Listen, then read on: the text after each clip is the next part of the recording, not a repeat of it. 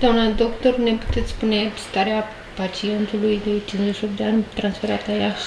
Echipajul de terapie intensivă mobilă a fost solicitat pentru un pacient în vârstă de 58 de ani, sex masculin, găsit în stop cardiorespirator, în fibrilație ventriculară. S-a respectat protocolul cu reversibilitate la șocul electric extern. S-au efectuat manevrele de resuscitare aferente acestui protocol.